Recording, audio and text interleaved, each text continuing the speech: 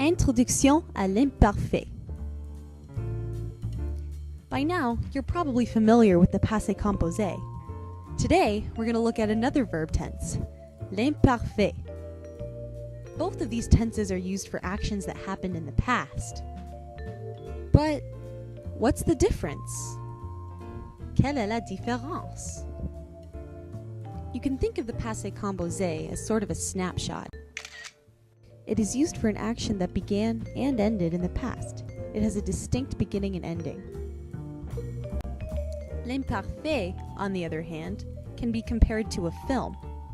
It is used for actions that are more continuous or ongoing. These actions might not have distinct endings. When describing actions that happened in the past, it's important to use the correct verb tense for each context. This video will outline the main differences between l'imperfect et le passé composé. Number 1. Occasional actions versus habitual actions. Consider the sentence, Crystal was afraid of the cat. Crystal isn't normally afraid of cats, but in this case, she might make an exception. Because this is something that happened one specific time and not something that occurs on a regular basis, this is an occasional action. Occasional actions are described using the passé composé. Crystal was afraid of the cat. Cristal a eu peur du chat.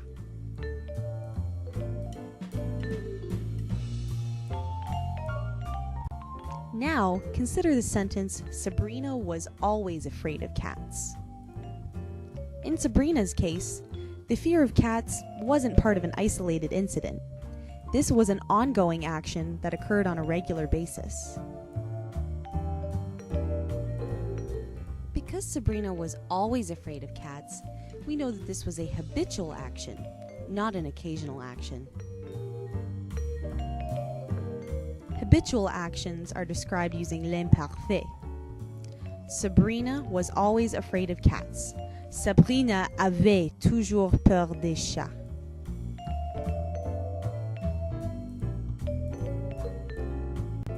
Number 2. Complete actions versus incomplete actions. Consider the sentence, Crystal read the book. This action occurred in the past, and because Crystal finished the book, it has a distinct ending. Because the action started and ended in the past, it is a complete action. For complete actions, we use le passé composé. Crystal read the book. Cristal a lu le livre. Now, consider the sentence, Sabrina was reading a book. We know that this action took place in the past, but it doesn't have a distinct ending. We don't know when, or even if, Sabrina ever finished the book.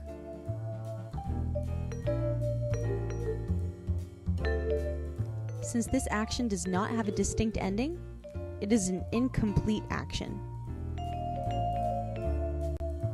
For incomplete actions, we use l'imperfect. Sabrina was reading a book. Sabrina lisait un livre. Number 3. Background actions versus interruption actions. Let's look at this sentence carefully. Sabrina was dancing when Crystal opened the door. Notice that there are two different actions in this sentence. Sabrina was dancing is the background action. Crystal opened the door is the interruption action. Crystal opening the door interrupted Sabrina's dancing. For the background action, we use l'imperfect. For the action that interrupts the background action, we use le passé composé. Sabrina was dancing when Crystal opened the door. Sabrina dansait quand Cristal a ouvert la porte. Let's do a quick recap of what we've learned. For occasional actions, complete actions, and interruption actions, we use le passé composé. For habitual actions, incomplete actions, and background actions, we use l'imperfect. As-tu compris? Let's do a little practice exercise to see how much you understood. Traduis les phrases suivantes. Translate the following sentences. Be careful. Should the verb be in passé composé or imperfect? You can feel free to pause the video if you want to think about your answers. Number 1. She drank juice every day.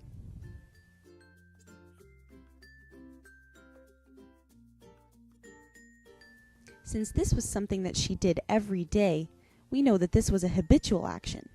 For habitual actions, we use l'imperfect. Elle buvait du jus chaque jour. Number 2.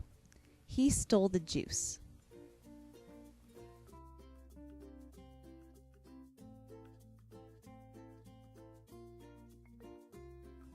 This is an isolated incident that began and ended in the past. Therefore, it is a single, complete action, so we should use the passé composé. Il a volé le jus.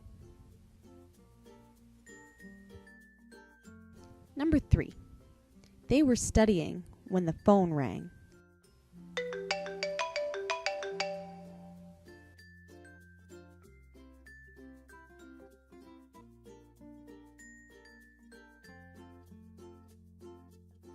Did you notice that there were 2 actions in this sentence?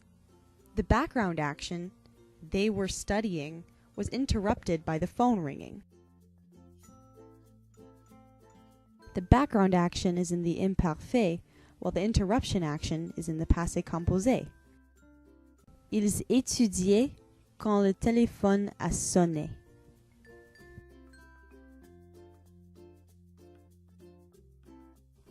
Number 4.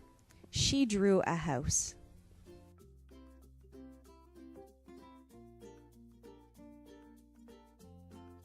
This is another action that occurred once and clearly began and ended in the past.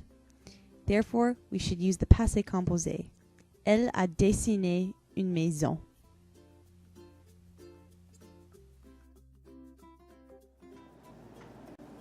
Number 5. Last year, he slept in all of his classes.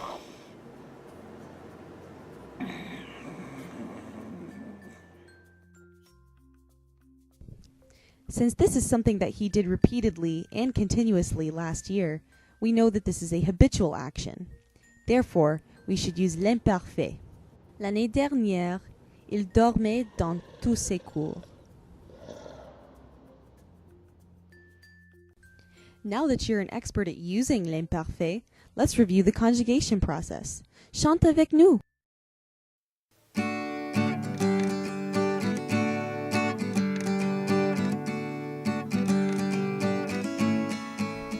C'est l'imparfait, un passé composé, il faut les différencier. C'est l'imparfait, un passé composé, et on va l'examiner.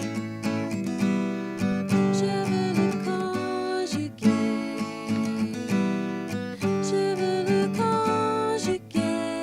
To do in present tense, put up the O in this. Now you got the stem, just have to add the end. As long as you remember this rhyme, you get the conjugation right every time.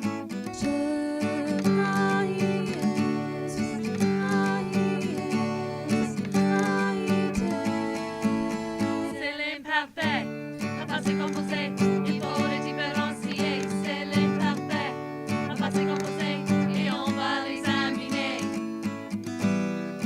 Je veux le conjuguer. Je veux le conjuguer. To do in present tense, put up the O in this. Now you got the stem, just have to add the end. As long as you remember this rhyme, you get the conjugation right every time.